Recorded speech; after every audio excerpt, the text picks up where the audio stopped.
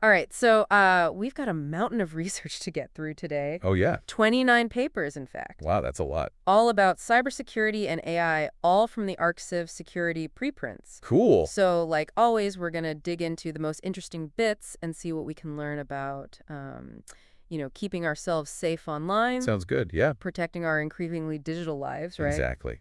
So, looking at the papers we've got, it looks like there's a lot on defending those big, large language models. Yeah, the LLMs. Yeah, the LLMs. They're everywhere these days, They right? really are. And, they come with their own unique security challenges. So let's jump into that then. What are we seeing in the research about how to secure these LLMs? Well, one study that I found really interesting introduces this concept called ShieldLearner, which is kind of a new way of thinking about AI security. ShieldLearner. Yeah, pretty cool name, right? So how does it actually work? So imagine a security system that learns from past attacks and uses that knowledge to defend against future ones. Okay. That's ShieldLearner in a nutshell. I like it already. Right. So it analyzes successful attacks and builds what the researchers call a pattern atlas. A pattern atlas? Yeah, basically it's a library of all these different ways that attackers have tried to compromise LLMs. So, like, it's a playbook of sorts. Exactly, a playbook of how to recognize and stop those attacks. I can see how that would be really valuable, especially since attackers are always coming up with new techniques, right? They are, and that's one of the things that makes ShieldLearner so promising. So it can adapt and evolve its defenses as new attack patterns emerge. Precisely. That's pretty impressive. Yeah, it's a proactive approach, which is a big deal in cybersecurity. Traditionally, security has always been kind of reactive, hasn't it? It has, unfortunately. Waiting for something bad to happen and then trying to fix it. Right, playing catch-up all the time. ShieldLearner seems to be trying to get ahead of the curve, which is really cool. Yeah, I agree.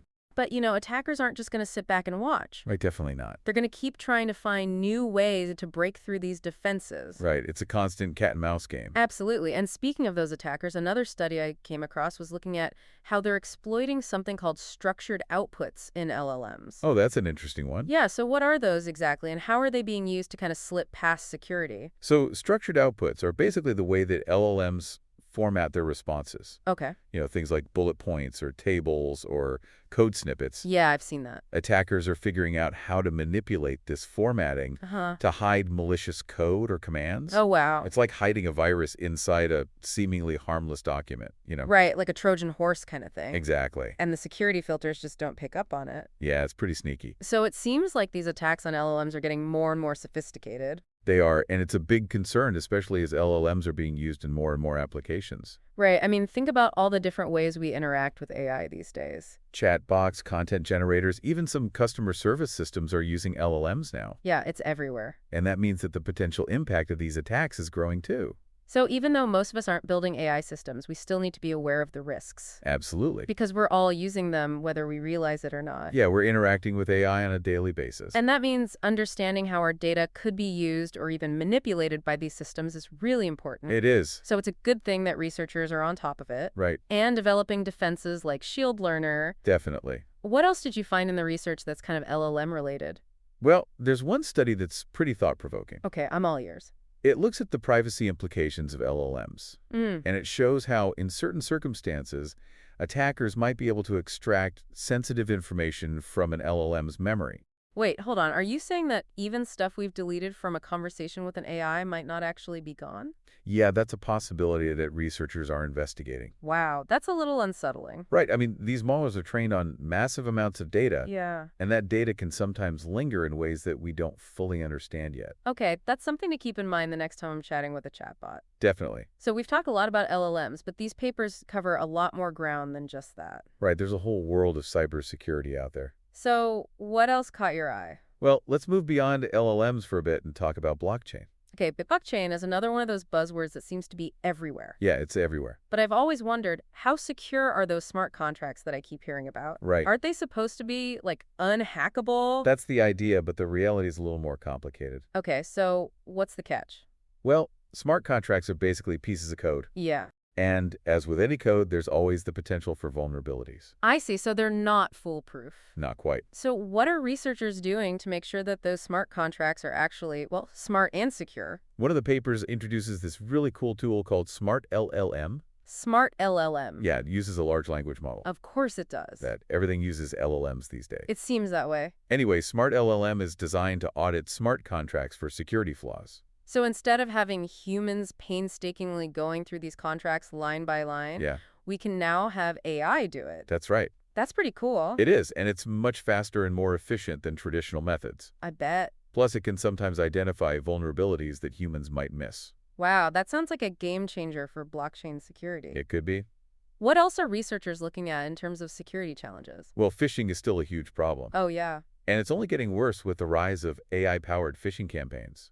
Oh, great. So now AI is being used to trick us into giving up our passwords and stuff. It's a concern, but the good news is that researchers are fighting fire with fire. What do you mean? One of the papers we look at details a system called Web Phishing Net. Web's phishing net. It uses unsupervised learning to detect entire phishing campaigns in real time, Wow. even those that are driven by AI. So it's like an AI-powered shield against AI-powered attack. Exactly. That's pretty awesome. It is, but while technology is a big part of the solution, we can't forget about the human element. Right, because even with the best technology, we can still fall victim to phishing attacks if we're not careful. Exactly. Speaking of the human element, one of the papers you sent me talked about the growing cybersecurity skills gap. Yeah, that's a big one. So we need more people who can actually fight these digital battles. We do.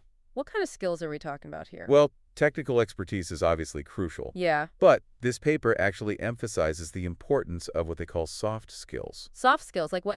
Things like communication, critical thinking, problem solving. Oh, interesting. Because cybersecurity isn't just about technology anymore. Hmm. It's about protecting people and organizations. Right. And that requires being able to communicate effectively, think outside the box, and work collaboratively.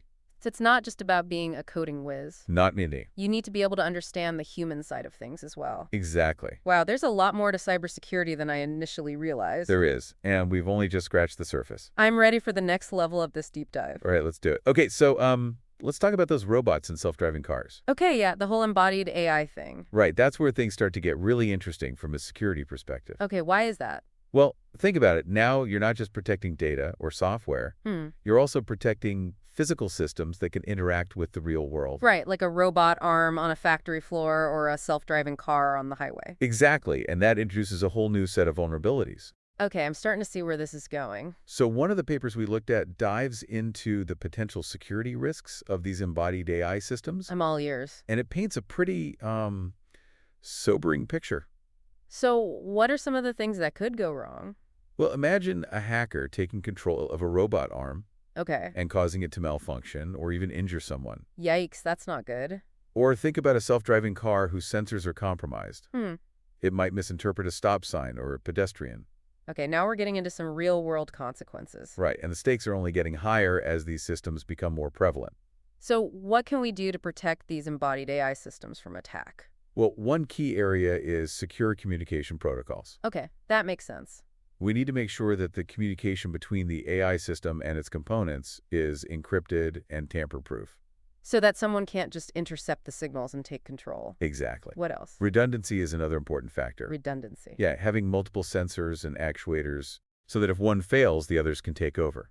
So it's like having a backup system in place. Precisely. And then there's the development of more robust algorithms that can detect and recover from anomalies. So if something unexpected happens, Right. the system can figure out what's going on and adjust accordingly. Hopefully. Yeah. So it's all about building in these multiple layers of protection. It is, and it's not easy, but it's absolutely essential. Definitely. All right, let's shift gears a bit and talk about the software supply chain. Okay, yeah, that's another crucial area. I hear a lot about software vulnerabilities, but I don't really know much about how software is actually developed and distributed. Right, it's kind of a behind-the-scenes process. Yeah, but it's clearly important for security. Oh, it's absolutely critical. So what are some of the things that can go wrong in the software supply chain? Well, vulnerabilities can be introduced at any stage of the process, Hmm. from the initial design to the final deployment. I see. So even if the software itself is well designed, there could still be security holes in the way it's built or distributed. That's right, and one of the papers we looked at focuses specifically on software security in software-defined networking, or SDN. SDN, I've heard that term before, but can you remind me what it is? Sure, SDN is a way of managing networks that separates the control plane from the data plane. Okay. It's a key technology for modern networks Yeah. because it allows for greater flexibility and scalability. So if SDN is so important for modern networks, Right. any security flaws in SDN software could have a pretty big impact. Absolutely, and that's why this research is so important. Okay, so what are they looking at specifically? They're analyzing vulnerabilities in SDN controllers, APIs, and applications. So basically the building blocks of SDN, Exactly. trying to find those weak spots before the attackers do. That's the goal. Makes sense. All right, let's go back to blockchain for a minute. Okay. We talked earlier about Smart LLM, which uses AI to audit smart contracts for security flaws. Right. But what other security aspects of blockchain are researchers looking into? Well, one fascinating area is formal verification for smart contracts. Formal verification, I'm not familiar with that term. So it's a way of using mathematical techniques to prove the correctness of software. Basically, you're using logic and reasoning to ensure that a piece of software will always behave as intended. So it's like a super rigorous testing process Yeah. that uses math to eliminate any ambiguities or potential for unexpected behavior. That's a great way to put it, and it's especially important for smart contracts. Yeah, because they often handle valuable assets or sensitive information. Exactly. You don't want any loopholes or vulnerabilities that could be exploited. Definitely not. So how does this formal verification actually work in practice? Well, this particular research compares different formal verification techniques for two popular smart contract languages, Solidity and Move. Okay, why is it important to compare different languages? Because each language has its own quirks and complexities. So what works well for one language might not be as effective for another. I see. So it's about finding the best tools and techniques for each specific language. Exactly, and that's what this research is trying to do. It sounds like this could be a big step forward for blockchain security, I think so. making sure that those smart contracts are as bulletproof as possible. That's the goal. All right, we've covered a ton of ground already, from AI-powered defenses and blockchain security to the potential vulnerabilities of robots and the software supply chain. Is there anything else that stood out to you from these papers? Yeah, actually there is. It's a bit more niche, but I think it's really important. Okay, let's hear it. It's about something called log forgery in blockchain systems. Log forgery. What's that all about? Well, you know how blockchain is supposed to be this immutable, transparent ledger, right? Right, that's the whole point. Exactly. But what if the logs themselves, the records of transactions and events, could be manipulated? Whoa, that would kind of defeat the purpose, wouldn't it? It would, and that's what these researchers are investigating. So how would someone even go about forging these logs? Well, there are actually a few different ways. They call these fabricated events phantom events. Phantom events. Sounds spooky. Yeah, it's kind of fitting. So there are 5 different types of attacks they outline. And these attacks can range from exploiting vulnerabilities in smart contracts to manipulating how events are logged and broadcast. It's pretty complex stuff. Okay, so let's say someone creates one of these phantom events.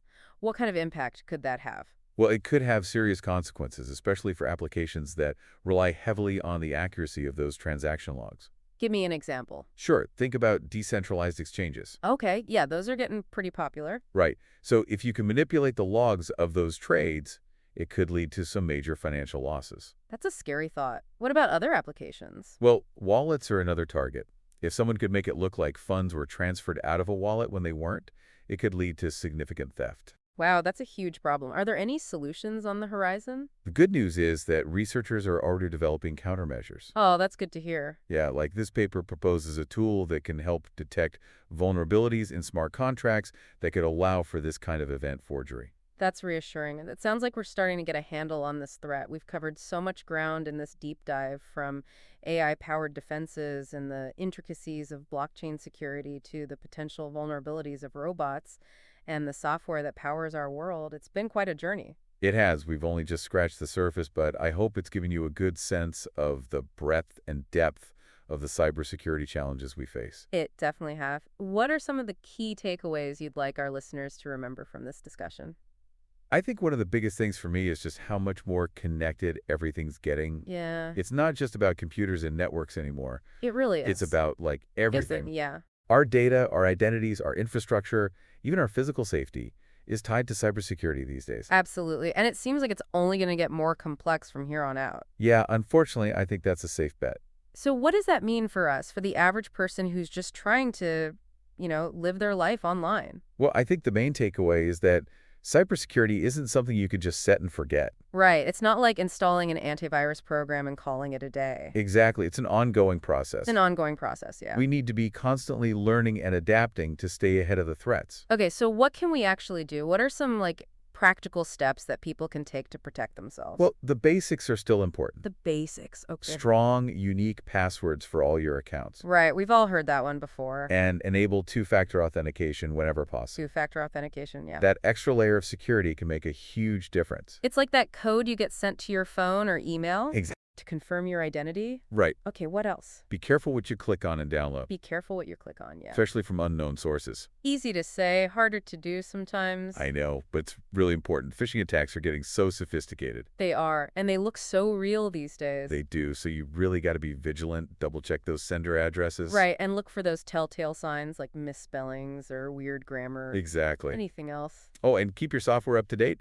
Those updates often include important security patches. Yeah, those updates can be annoying. They can be. But they're important. They are, and don't be afraid to ask for help if you're not sure about something. Yeah, there's no shame in that. There really isn't. So, knowledge is power when it comes to cybersecurity. Absolutely. The more you know about the threats and how to protect yourself, Right. the better off you'll be. This deep dive has been a real eye-opener for me. It's a lot to take in, I know. Yeah, it is. But it's important stuff. It is. It can be overwhelming to think about all the ways our digital lives could be compromised. Yeah, definitely. But it's also reassuring to know that there are people out there working hard to keep us safe. There are a lot of smart and dedicated people in the cybersecurity field. They are. It's good to remember that sometimes it can feel like a losing battle. Yeah. I can see that, especially with how quickly the technology is evolving. Right. But there are people on the front lines, so to speak. Exactly. And they're making a difference. Well, we've come to the end of our deep dive into the latest cybersecurity and AI research. Has it really been that long already? Time flies when you're talking about cybersecurity, I guess. I guess it does. So what's one final thought you'd like to leave our listeners with? One final thought. Well, I think it's important to remember that cybersecurity isn't just a technical issue. Yeah, we talked about that earlier with those soft skills. Right. It's also a human issue. Right. It's about people. Exactly. It's about our choices, our behaviors, our awareness. So it's not just about firewalls and antivirus software. It's about being informed. It is, and being proactive. Yeah, taking responsibility for our own security. Right. So be curious, be informed, and be proactive. Well said. Those are words to live by in the digital age, I think. Thanks for joining me on this deep dive. Until next time, stay curious, stay vigilant, and stay safe.